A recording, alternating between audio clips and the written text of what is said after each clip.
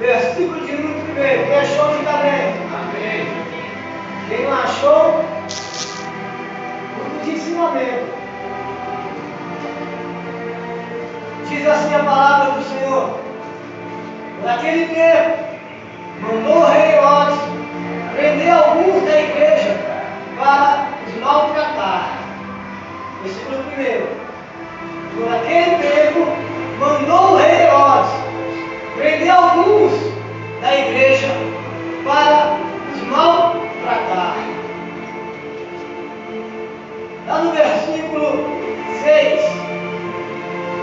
Quando Herodes estava para apresentar, naquela mesma noite Pedro dormia entre dois soldados, acorrentado com duas cadeias e sentinelas.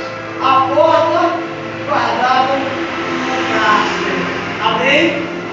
Amém, igreja? Amém. Podeis colocar a vossa Bíblia sobre o seu assento.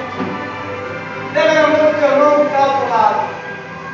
Quero te convidar nesse momento a convidar o Espírito Santo.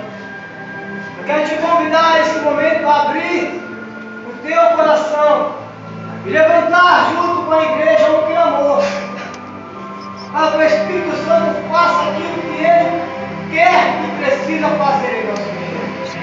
Soberano Deus e amado Pai, ó Deus, em nome do Teu Filho amado Jesus, Senhor, Deus amado, que nós nos prontificamos em estar aqui